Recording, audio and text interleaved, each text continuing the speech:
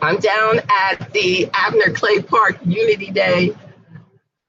And my friends in Facebook world, please log into the webinar so that you can chat with me, because I'm using my telephone for my Wi-Fi, because you see I'm parked outside someone's house and we have our booth and everything set up across the street. And this is, yes, indeed. Thank you so much. For those of you who are on the that are in the webinar, like Ms. Gilliam, she can make comments to me directly, and that's what I was reading, and she was asking me. And then one person, like, see, the interesting thing is that one person's saying that they have no sound, but then I know that there's sound because another person is communicating with me back and forth. But I hope you still have sound. Please let me know if your sound comes back. And then, so let me start from the top, because I'm waiting for, one of our panelists, because the technology, I know there's probably, actually I'm waiting for two. So I'm gonna continue to focus and then get back. Before I get started on Let's Talk Business, I want to remind you that I'm in Virginia at Abner Clay Park in the city of Richmond. Now, all you have to do is put in your Google Abner Clay Park, and then you will definitely come right here. They're giving out to the community. My contribution was to bring all of the water that I could possibly fit into a vehicle. So I did that part. And then there's people that have brought food. They're handing out food. They have clothes. They're giving out clothes to the community. This most of you on my Facebook wall, are doing extremely well. And this is an opportunity for us all to show everyone else, so many young people that are here today, show these young people how you did it, how they can do it, how we're going to promote and encourage and inspire and educate one another. I have them signing up for the email list so that they can get my free weekly updates. So definitely, I'm glad the sound is back. That definitely, this is a great opportunity to check out Unity Day at Abner Clay Park. Let's talk about financial planning and why it is so vital for your business.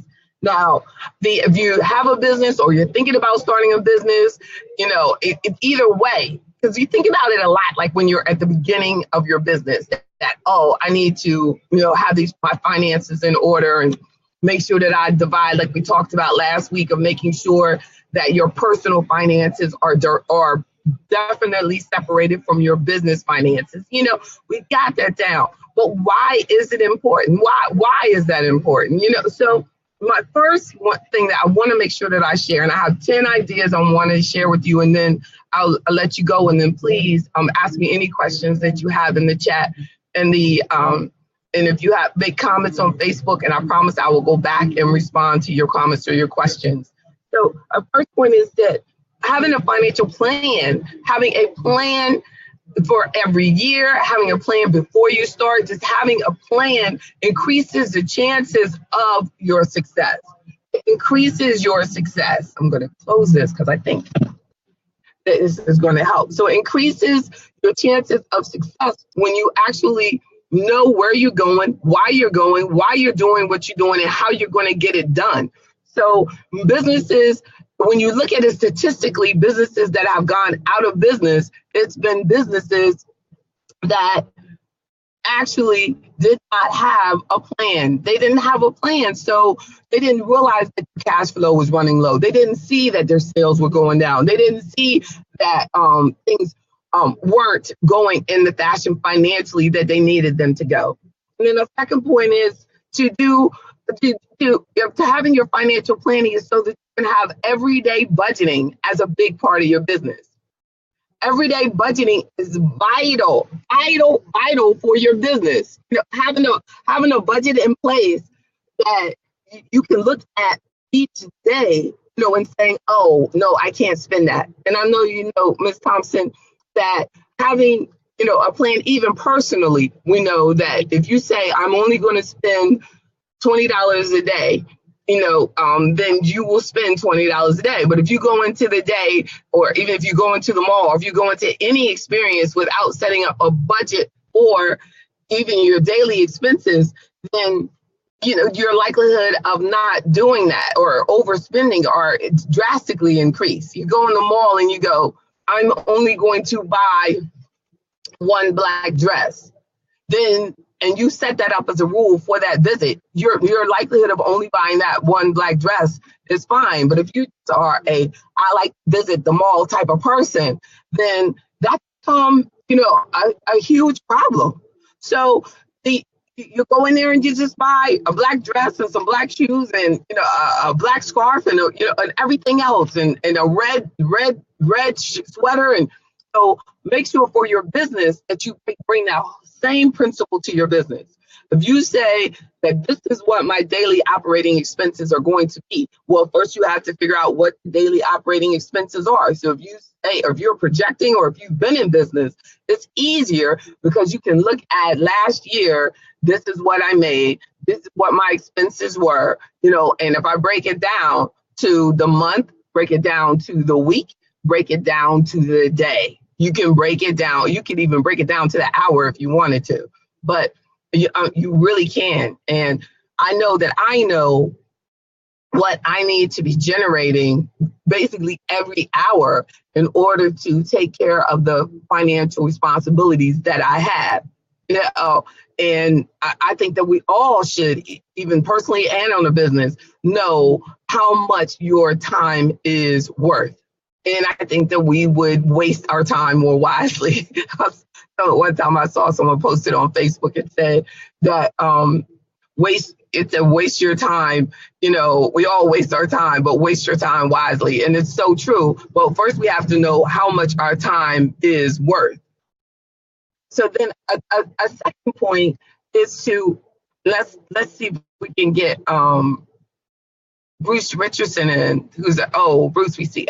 There you go, Mr. Richardson. There you go.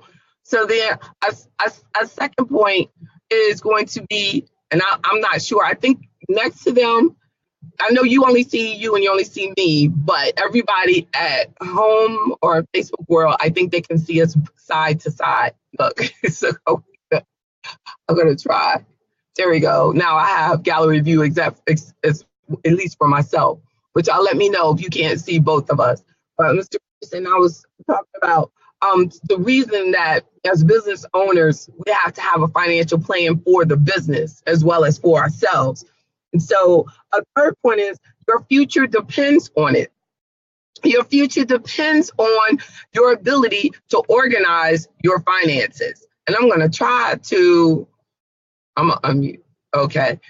And now the reason that it's important to have someone like Mr. Richardson in, who is a big part of what a lot of business owners want to do, is to buy a property either for the business, either for they want to buy commercial property, or they want to buy residential property, or they want to buy an investment property. Is that true, Mr. Richardson? That's correct.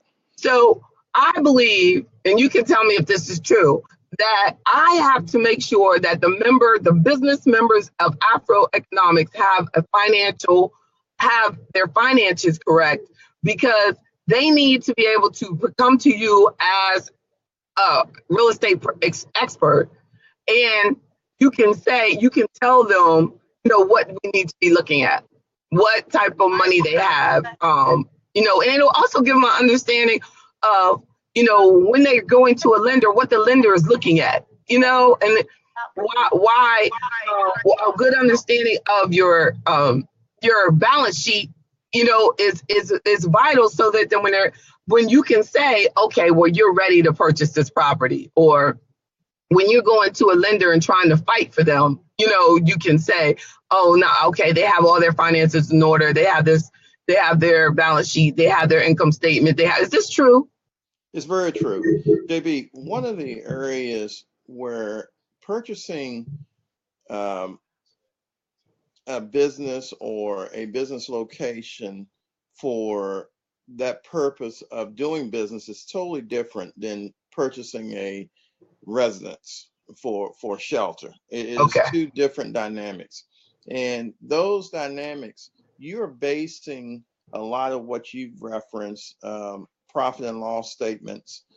You're basing also, when you go and buy a commercial business, you're basing it based upon different means of access. So when I talk about that, in many instances, we look at commercial business and we may look at the purchase of that facility on Okay. a 60-month term, or in some Mm. instances, a 120-month term. And Okay. you have to be able to project out that first and foremost, you're going to be viable for 5 years, or greater still, viable for 10 years. And you also want to have a clear indication that your business is going to bring in a clientele or income that will afford that property. Exactly. And if we don't have our financial statements or our financial house in order, for the business and for you personally, then you can't even, we shouldn't even be trying to play in that game, Yes, sir. and I see a lot of people now. There were they at this Abner Clay Park event today. One of the organizers asked me, "Can you talk about people getting together and purchasing properties and things together as a group? Are you approached a lot like by that, Bruce?" We often will hear those concerns, but more importantly, we try to share that message. I think Yes. a collectiveness in how we do business is very much the direction that we need to go. And I'm, at one time, JB, and I hate to harp on this, but where you are today, down in Abner Clay Park, that area was part of what's known as the Black Wall Street in Richmond Hill. Oh, wow! I didn't even And know that. yeah, and so prior It's to still the beautiful down here. It is and, beautiful. and prior to the what separated that area, JB, was the development of I-95. So I-95 cut directly through areas. You I know Mm, you're very much aware of Mr. Lambert, but Benjamin Lambert and he was an eye doctor. yeah. And there were several other businesses along that area, in the Okay. Jackson Ward area, that were African American owned.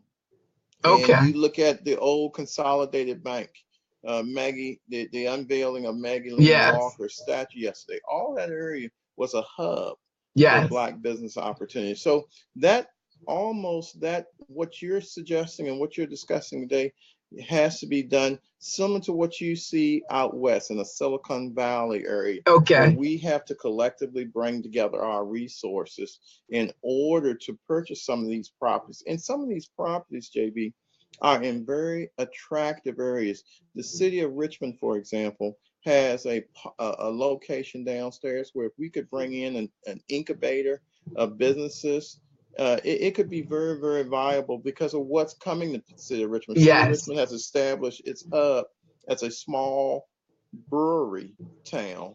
Yeah. And you merge that with the fact of the growing Virginia Commonwealth University down there. So you have a lot of opportunities where you can attract a skill set because of its access to some of the local brewers, and Hmm. then what potential the VCU offers as far as the education and the access to education. Yeah.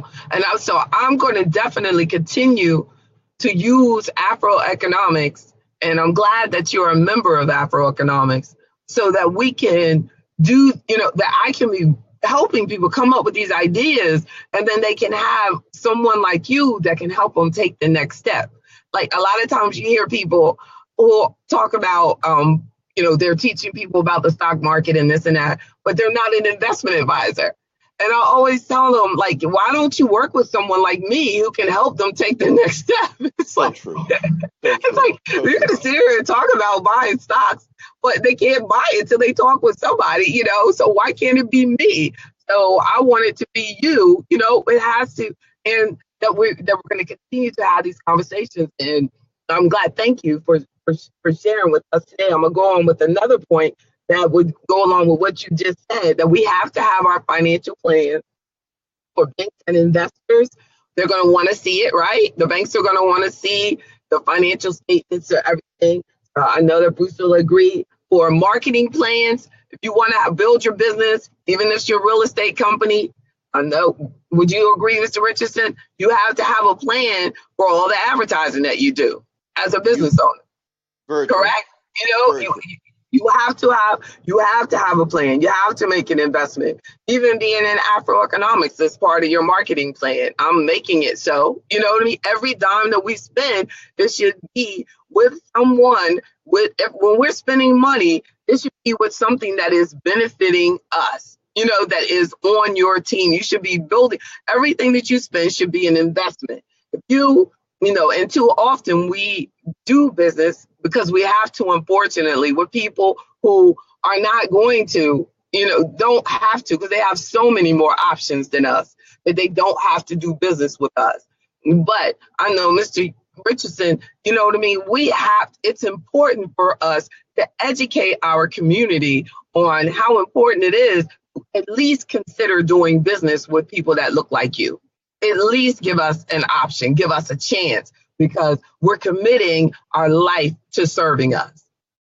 And then a sixth point of why we have to have a financial plan is because if we don't have these things written out, if we don't have them in place, then we don't know, we can't identify when things might be going down. I see Mr. Davies out in Alabama. I'm going to bring you in. He has his own management company, and I can't see your face, Mr. Davies, but I don't know but I hope that you can hear us. Can you say something? How you doing, Jabril? Yeah. Oh, there you go. Thank you. Thank you for your time today. Were you hearing our discussion? I was talking with the real estate professional, and I know that you have a lot of investments and growth of your business. I think you had a question. You have a question for me? Yes, ma'am. What I wanted to know is, as a startup, how do we professionally approach a wealth management company? Will we offer equity, or will we try to come up with a limited partnership agreement? Yeah, and that's extremely good. A lot about what we were just talking about. Because if we're going to start pooling money together, is one option. As you're saying, that when we come up with our business idea, how do we approach venture capital companies or wealth management companies? They go by all these different names. How do you approach potential investors?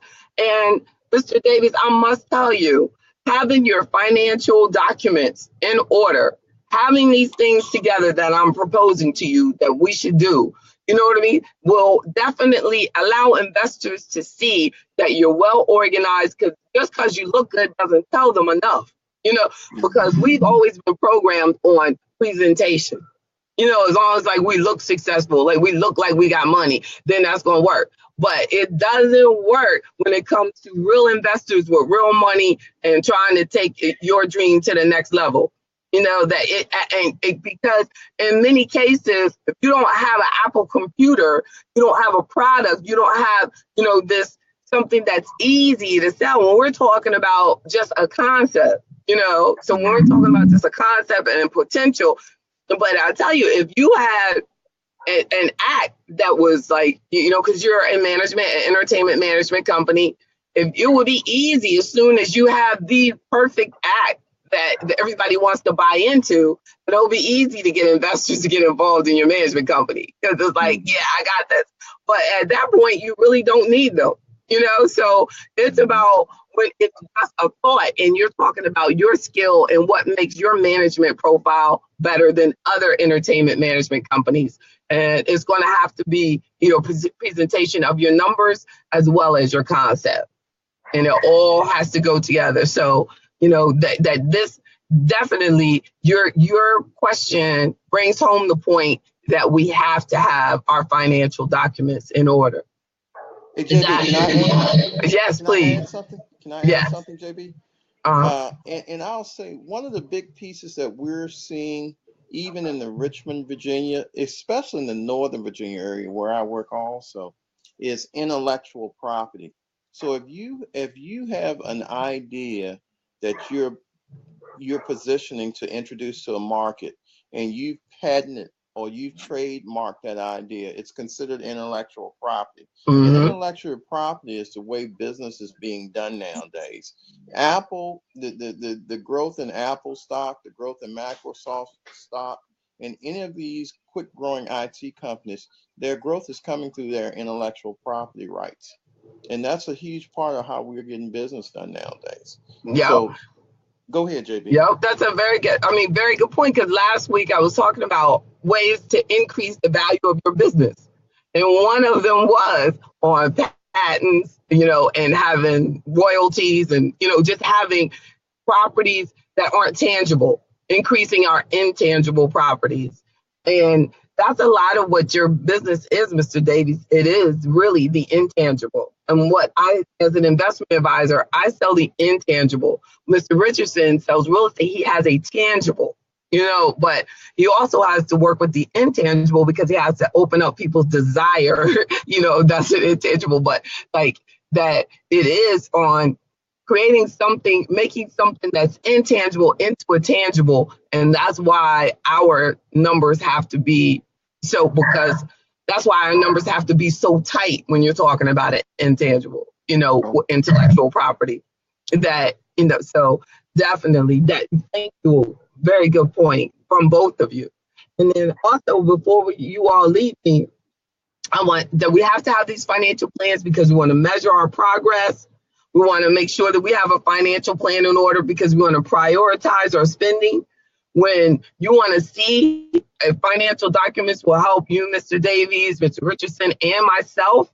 Our financial documents help us see which products or which service or which intellectual property is bringing in the most. Where are the sales trends? Where's the most is the most of my income coming from real estate properties, or is it residential? Is most of my income coming from insurance products or my investment portfolios, or is it from membership? You have to see, is mine coming from rock singers, rap star artists, or which or live bands? Where's my income, coming from the financial statements?